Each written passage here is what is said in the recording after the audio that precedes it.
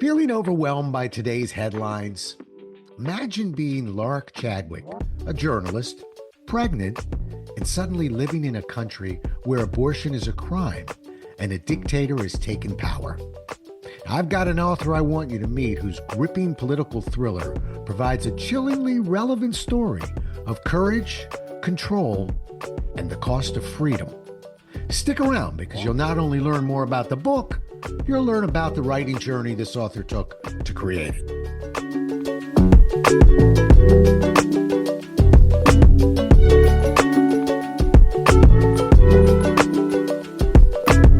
Welcome to A Book Finds You podcast. This week's guest is John DeDakis. Join us as he shares the inspiration behind his book, along with his writing process, routines, and challenges. And now here's your host, best-selling author, Rob Jolles.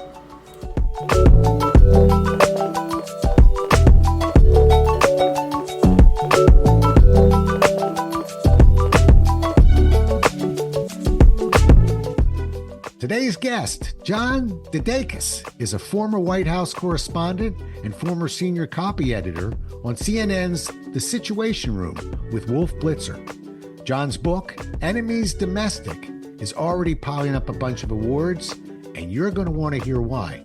Happy to have you with us, and welcome to the show, John. Thank you, Rob. It's good to be here. Excellent. Well, we'll start with how the book found you, and then maybe we'll climb into this one a little bit. But, you know, we always say the book doesn't find us, we find it. So how did this book find you? This came about when the abortion decision, when Roe v. Wade was overturned in 2022. My wife and I have coffee every morning at 8. And as soon as that happened, my wife said to me, "You need to write about this," because my fifth novel, Fake, ended with my protagonist, Lark Chadwick, pregnant. And she didn't know how it was going to go. And so I had the perfect opportunity to put Lark in a post-Roe era and sort of work that through. And are we calling this a fictional book? It's fiction, but it's ripped from reality. I mean, I quote, some of the candidates at the time. Trump, when he declared his candidacy, he said, "I am your warrior, I am your retribution." And I've got a character saying that as well. So there's a definite echo of what's going on right now. Yeah, I'm your retribution. I think that we were his retribution, but I'm not so sure about that. I remember when I'm a DC resident, and I think you're around the DC area. I remember when Marion Barry ran from, was mayor, then of course got caught up in a little crack issue, and but then when he came out, he ran on basically, I'm running for you all, and the challenges and struggles that you've had, and was reelected with it.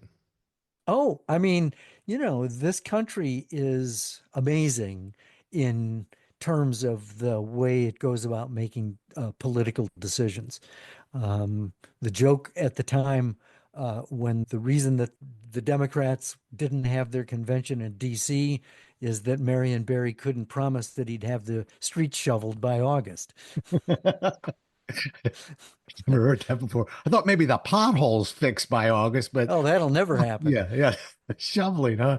That's very well. He was, as he said, a night owl, and that was our main man, Marion. Anyway, okay. So this book, first of all, I think I read somewhere it's won a few of awards. How's it doing? It's doing very well.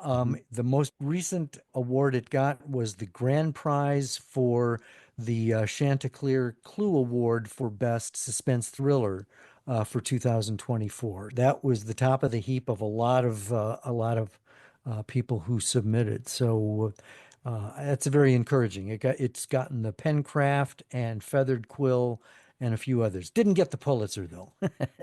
Not this time. Not this time. Well, yeah, you've got a sort of a divided audience there. Are you getting any pushback from one side or the other? Not really, and that is a relief. I mean, Yeah. you can't please everybody, and so Right. I know that There are probably some people who aren't happy, but on the other hand, I wrote it so that no matter where you come down on the abortion issue, you're going to feel as if your opinion is fairly represented because it's a very complex issue. It's very personal. I've been on all sides of it myself. And my wife and I have had some spirited conversations about it. So um, I feel that I've tried to present it fairly, and apparently, at least so far, people seem to think I have. Right.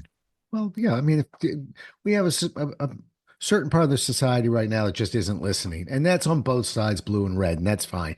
But it really is kind of refreshing to me when we just get to a place where we can listen. And one of the things that I wrote an article a while back about changing somebody's political mind, and the only rule that I went into was if you think you're going to do that, and I'm a man of hope, by the way, just go into the conversation willing to have your mind changed. True. And a lot of time, unfortunately, I think that's where we run into trouble. I want to change your mind, but I have no interest in hearing your part of the story. Oh man, and when Trump was president the first time, I that was when I lost hope, at least short term, that we're going to be able to find common political ground. And what I discovered is that, it's just wishful thinking to believe that if you know, lob a rhetorical artillery shell into the enemy camp and it goes off, it's going to change everything. No, it's just going to provoke more pushback. Right. And so I'm at the point now where I think that whatever common ground we can find is going to be on the human level. How are you doing? How's the family doing? How's the health? How's the job? That kind of stuff. And if we can meet there, I think there's hope. Yeah. You know, times like these, I miss a particular journalist. I miss Tim Russett. Yeah. I miss Tim Russett because I remember, when we had elections and Tim Russett would go over a certain point that disagreed with mine, I immediately thought I have to re-look at my point of view because I know that Tim Russett has no stake in the game here. He's just presenting information. He's not red, he's not blue. He's just presenting information, factual information. And going way back in the days of Walter Cronkite and just we never really questioned our journalists, did we?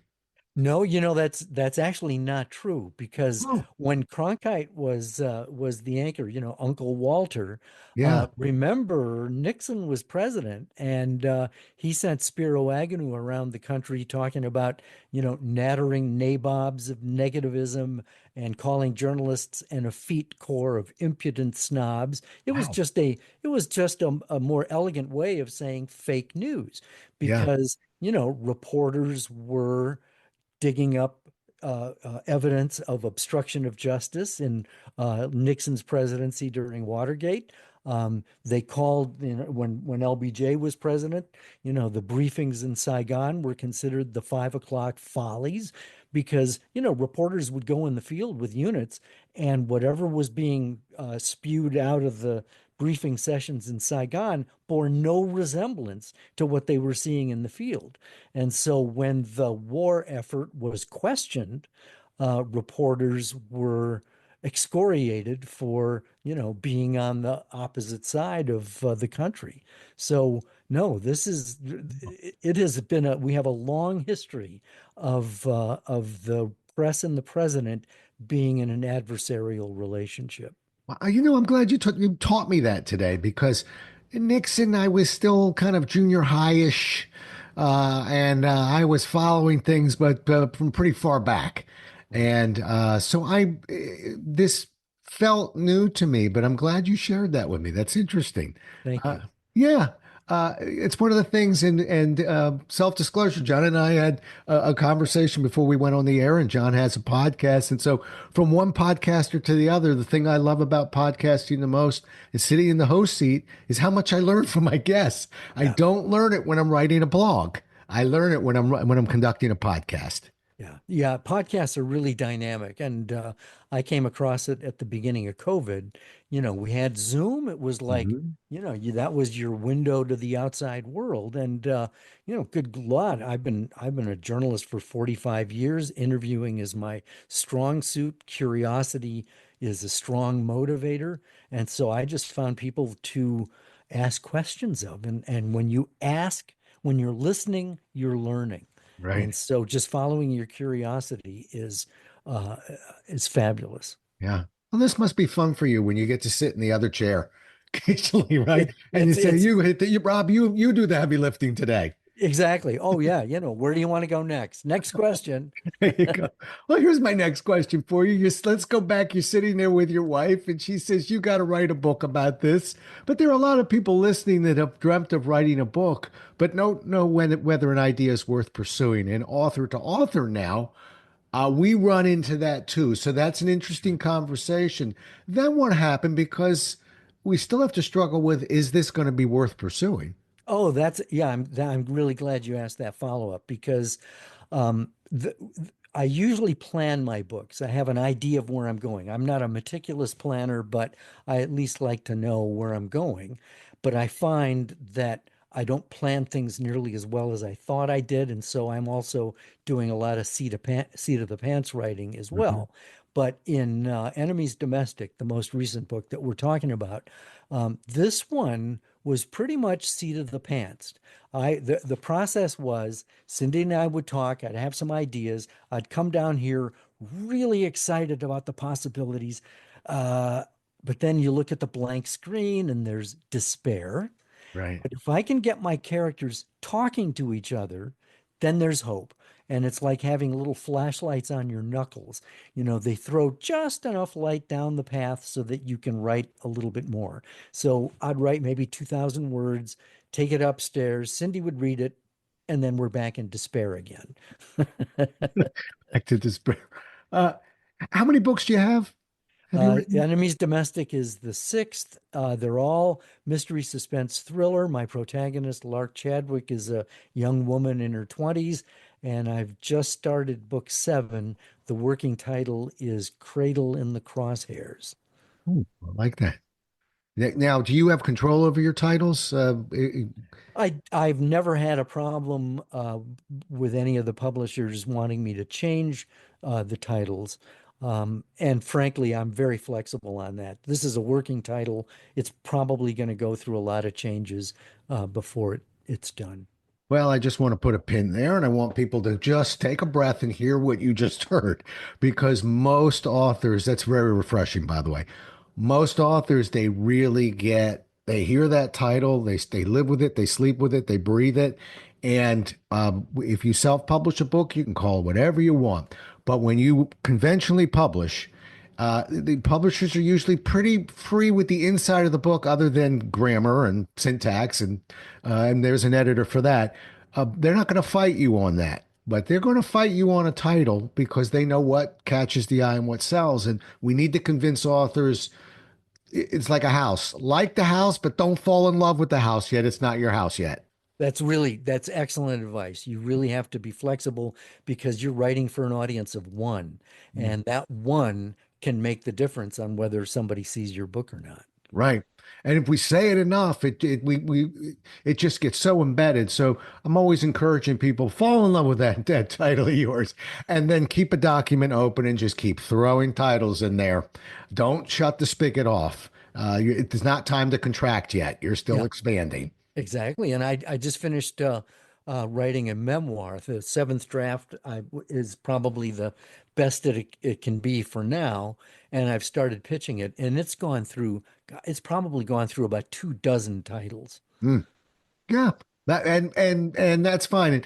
And I don't mention titles of my books, and I won't right now. But I'll tell you, the best-selling book I ever wrote had the worst title I thought they could possibly come up with, and so that's when I went, okay, this is one of those things that Rob, you don't know. That's why you're working with them. So I'm good on the inside. All Yeah, right. Let's good. talk about you've got a bunch of books now. Let's talk about your writing routine. And Sure. so, what does that look like? And I'll just leave it there. What does the writing look like in a typical week? Not a day, because we have things come up day to day. Well, I mean, I've got procrastination nailed, so I'm really good at that. Um, I do have a writing routine. Hmm. I worked overnights at CNN for like 17 years. So my body has been bludgeoned into submission. And I've discovered that I can really only sleep about 5 hours before my body just says, okay, dude, time to get going. And lately, probably within the last month or two, I've been getting up without an alarm anywhere between 2 in the morning and 6 in the morning. The sweet spot is around 4. And it's the pre-dawn hour. I see that scowl, like, how can a human being do that? But it works for me because it's the pre-dawn hours. You're fresh, there are no interruptions, and you know, uh, that's my sweet spot, and I've just discovered that. Well, all right. Yes, that's the beauty of a podcast. Only John could see my eyebrow like pretty much raise up out of my head just a moment ago. I don't mind 6 o'clock. I'm a little annoyed at 2 o'clock, and I just want to make sure you might want to be sleep tested.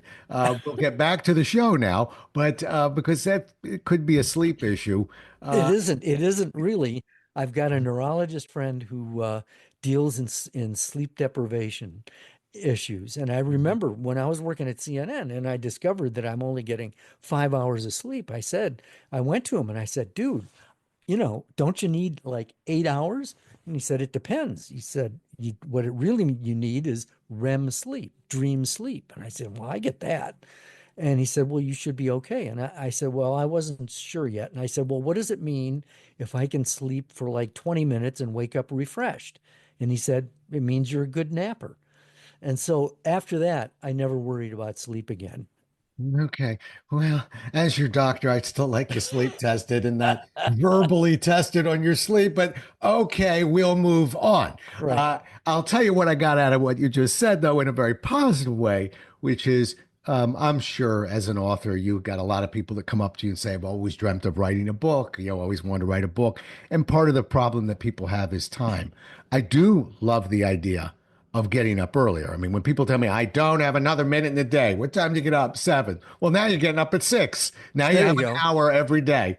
Yeah. I like the fact that you figured out the early hours. Yep. I'm just not a fan of 2, but I'm just your friend. I'm not, Right. not your doctor. So It's a it's I'm stubborn, as you can tell, but we'll push on from there. okay. But I do. I like the fact that you're getting up early. I'm the same as you. I'm much sharper in the morning Yeah. if I'm writing. Any place in particular you prefer to write?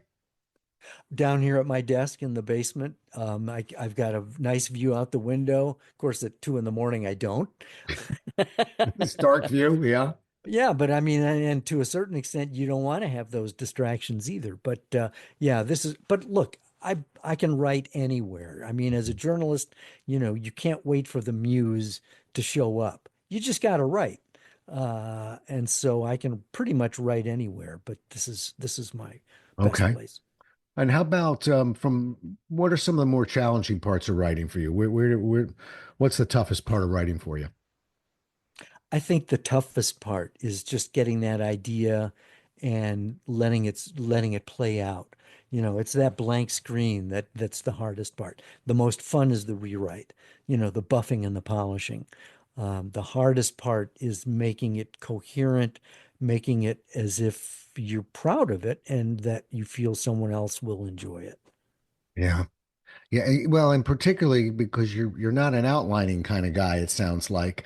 I write business books that, I'm in awe of the fiction authors because when you write a business book, you're really kind of just regurgitating information. It's not that hard to complete an outline. So I don't sit there and go, Right. what's on today's menu? Yeah. Whereas a fictional writer, we can't necessarily outline the entire fictional book. It depends on style. It depends. Well, you can. I mean, there are some writers like Hank Phillippi Ryan. She just wings it, Right. and her first draft is like 125,000 words, and then she and her editor make it coherent. There's Jeffrey Deaver, who and I think James Patterson. They are meticulous outliners. I mean, their outlines are like 50 pages, and Deaver has told me that that's sometimes where he decides whether or not he's going to do the book. If he can't make the outline make sense, he just moves on to the next thing. And it just depends. Yeah. Yeah. Have you ever abandoned a project?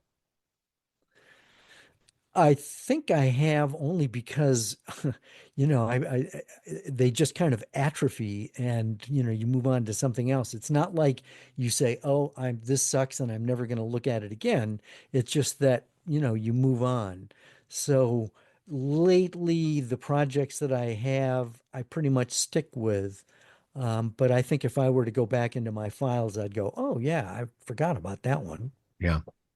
Well, I always like to flush that out a little bit because again, when we have people that are thinking of writing books, and I don't know about you, but one of the greatest joys for me is if I can lend a hand or at least an idea, is seeing somebody come out with their first book. It's just joyous because you know what it felt like when your first book came out, and when you know what somebody else is about to experience. But I'm always concerned about the abandoning of projects, and it's a tough line because sometimes that's what we need to do, and other times that's exactly what we don't need to do. And so we have to listen to that voice in our head, and it's tough. It is, and there's nothing more than that I like to do than to inspire people to write their first book. I mean, I do a lot of teaching and Mhm. one-on-one coaching, and many of my clients and students are just starting out. Right, They've had this idea for a long time, but they don't have a clue how to do it. And so it really is fun to show them, teach them the lessons I learned through making all the mistakes I made. right. And I'll ask you at the end, but seeing as we're nibbling it right now, how would people get a hold of you if they wanted to maybe use your services to help flush out a book? Sure. The best way to do that is through my website, which is myname.com. It's a tricky Greek one. I'll spell it. It's John, D as in dog, E, D as in dog, A, Kis as in Sam.com, JohnDeDakis.com. Yeah, and I just call him John. Uh, and would you do me a favor in those classes? Right, the last module that you teach somebody to write a book, would you remind them that they've got to market that book too? Uh, Oh, I think, that's one of yeah, the sessions. Yeah. good, because I think that I'm always surprised that authors almost run out of gas, and it's Yeah. no, you just gave birth to a child. Right. Now, if any parents are listening, we do the best we can at raising our children. Then they go out in the world, and we hope they live a good life, Right. and it's really out of our hands at that point. But we want to make sure we give them the best opportunity for a good life. I wish people would approach their books that way. I mean, I think a lot of people just assume that if you get a book contract, the publisher takes it from there. Right. Uh-uh. Even if you're getting it with Random House or one of the bigs, the pressure is on you to make that connection with the reader. And it need not be as daunting as it sounds because it's not selling, it's telling. You're just Yeah. looking for new ways to let people know you've written a book. That's it. That's it. But just save some energy in the tank for that part of it. Yep. And I will tell you, one of my books is with Simon and Schuster as an example. Nothing. I mean, 3 days of a 22-year-old, first job in as a publicist, sending out a few hundred copies here or there, getting the 3% return, and then taking care of the wall of books that are now approaching his or her desk. But no, it really doesn't matter. Small publisher, big publisher, indie. It falls on the author, and so we got to. I'm just reminding authors, all the passion you put in the book, put it into the marketing too. And if you do, and you can convince you have that conversation going in, you're going to attract a lot more publishers. Yeah, that's true. That's absolutely true. So let's talk about your publishing part of this. We're coming down the home stretch. What was your path to getting published for you? Well, I was juggling a day job and Hmm. overnights at CNN and raising three kids and a wife and all that kind of stuff. So, I had to squeeze it in when I could. Right. So it took a while, but I think that the key for me was going to writers' conferences. And there was one at the University of Georgia near Atlanta, and I went there every year. and they had agents there, authors. I mean, I learned a lot about the business and the process, but I'm such a slow learner that I finally realized I can pitch the agent before I get there. And so that's how I got my agent. I pitched her ahead of time, said, I'm going to be at the conference, looking forward to meeting you. And I met her and a couple of others who were also interested. And, it's like dating. You got to, you date and, pretty soon you fall in love and there it is. And so that was the process. I think writers' conferences are critical to getting you out of your shell because a lot of writers are shy and or introverts, Yes. and you can still be you at a writers conference, just by sopping up all of that wisdom that's there, and in the process making friends. Right. Well, let's put a plug in for the Maryland Writers Association because they have their conference every year in Baltimore, I believe it is. Yep. And I was at at last year's, and there was a whole bunch of agents there Yes. that you could make appointments with and talk to your work about. So there's one in our own backyard. Yeah, I mean, I think it's called Brain to Bookshelf, and I Mhm. attended your class on podcasting, Oh, and and you're right. In fact, there was one agent panel that was a great takeaway for me because the agents were instructed to raise their hand when they were listening to the first page of an of a anonymously submitted manuscript, and they listened to several of them, and they raised their hands at the point where they said they would be sending a rejection letter. And this, we're talking the first page. mm, And more often than not, they were raising their hand because the writer got off to a great start, great open, and then they started to do backstory. It's like get the story going. And right. I mean, when agents tell you that they will reject you that fast, it's time to listen and Yep. make adjustments and don't do 100 pages of setup Right. Right. and atmospherics. Yeah, I mean, a case study would be the show that you're on right now. I continue to work with authors on how to create a hook, and authors confuse that with a synopsis of their story. And so I don't want to hit the agent with necessarily a long synopsis of the story. I wasn't there, but I'm pretty sure that's what was going on. Yeah. And as fascinating as it is to you, we have to create more of a hook to get that individual or audience. It's a great skill to learn. And I think what's a hook? A hook is making the person want to turn the page. Right. To answer, you're raising questions that you'll pay off with answers as they keep going. So Yeah. you need to intrigue. I think that's the essence of a hook. You got it.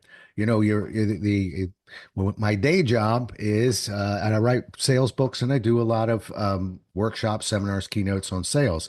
And in the sales industry, we have something we refer to as a WIFM. It's an acronym, WIFM, and it stands for What's in it for me. Yep. And I that's a version of that is what we're looking for. I think we're looking for it early in our preface anyway, uh, when we write a book of trying to attract that reader, maybe that with them on the back cover of that book. If we are lucky enough for somebody to actually have that physically in their hands or on their screen at Amazon, let's make sure that there's a hook there and not necessarily a long synopsis of the story. Exactly. I just wrote down with them, what's in it for me. There you Thank you, go. sir. All right. See, we're exchanging today. I owed you one at Yeah, least. yeah. Okay. A couple more questions. We'll begin to bring it in for a landing. How about this one? What do you think is one of your best um, ideas, tips, techniques for you when you're marketing your book? Because as we said, doesn't matter how big or small your publisher is, it's going to fall on us, a lot of it. So what would be a good idea if you were just going to grab one, cherry pick one? What idea would you provide? The idea for me is I think it's a mindset. The mindset is it's relational. It's about building relationships, and you do that one by one by one, as opposed to some sort of, mass blast email.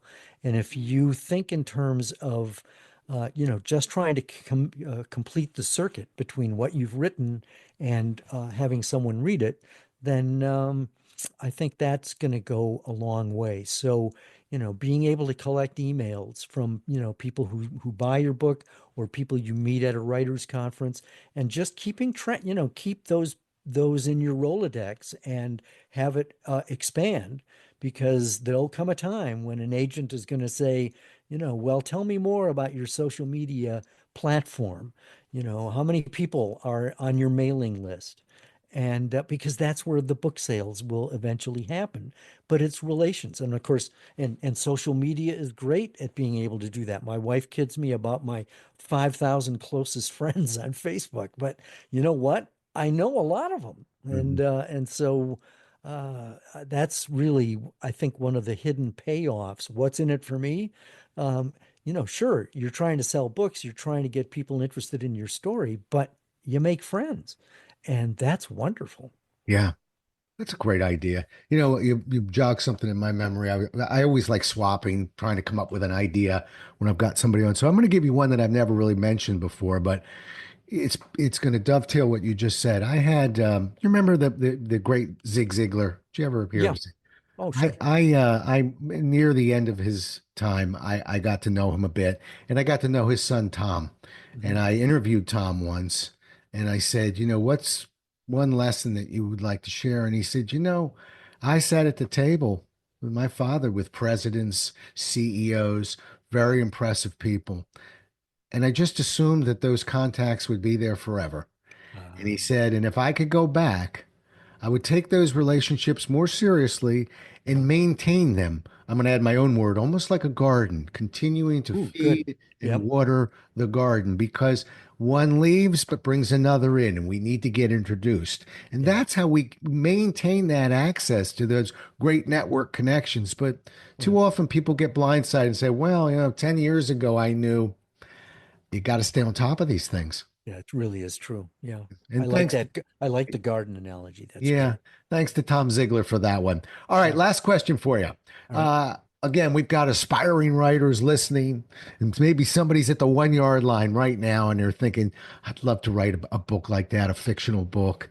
What's one more thing you might tell somebody who's just sitting on the sidelines and thinking about it? Well, don't give up. If you've got an idea that's been nagging at you for years, that tells you something. And it writers the at the root of writer's block is fear of being rejected, fear of not being perfect, fear of whatever. And it can happen when you sit down and you're ready to write, and it's like, should it be first person or should it be third person? And immediately, you seize up. My suggestion is write the first draft first person, because that's your comfort zone, and because that's the way you talk, that's the way you tell stories. And then look at it after it's done, and you can make changes in the second draft. But write it, and write it straight through, because the first draft sucks. It's a steaming pile of clay that you're then going to mold and make better. Just keep that forward momentum going, because when you get to the end, it's done. It Yeah. sucks, but it's done. And then you can go back and make it better. Oh, so well said. I bump into two types of people: those that have thought about writing for a book forever, and just as many, those who have started writing a book 5 years ago and they're on their 19th edit of chapter one. Right. And so I love what you said, and I'm an advocate of that too. Just put the, like a horse getting ready for the Preakness, Yeah. blinders on, keep pushing straight forward. Let's get ourselves a 50,000 word manuscript, 70,000 word manuscript, and then go back. Only part I disagree is I don't think it'll be steaming quite like you say. I think if we just let it go, it goes. Yeah.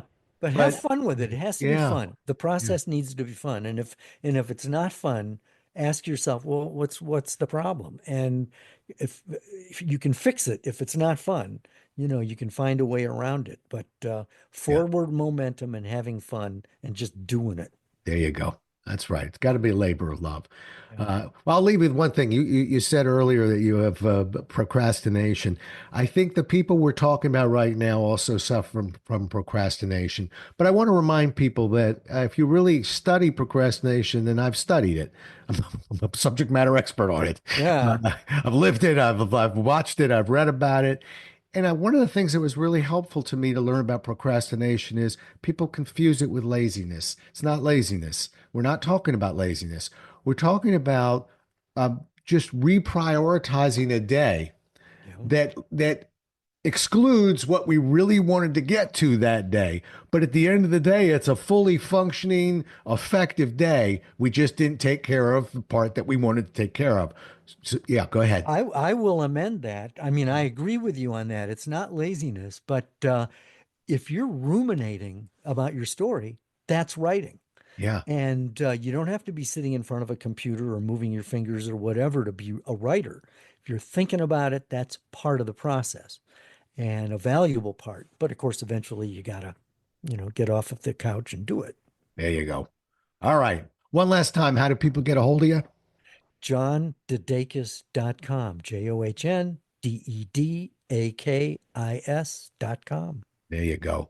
And don't forget, we're going to check out that book on Amazon. We want to make sure we're looking for Enemies Domestic. And don't just check it out. Go grab yourself a copy and read that copy so that you can put a nice review up there. And that goes for you ebook people as well. I'll give you a little trick about Amazon, and I actually appreciate they do this. You can buy a book on Amazon, still is an unverified review until the program sees that you've read at least 30% of the book. Now, I don't know about reading, but that you've moved through 30% of the book. So let's grab a copy. And one of the nicest things you can ever do for another individual is not only buy their book, but write a quick, easy review. It really means a lot to the author, and I hope everybody will do that. Thanks, Rob. That sounds great. You bet. And thank you for being on the show. Great talking to you. Really enjoyed the conversation. We've both been taking some good notes. I think it worked out well for both of us today. It did. Thanks. You bet. Well, we'll do it again as well as we can next time, everybody. Until then, stay safe.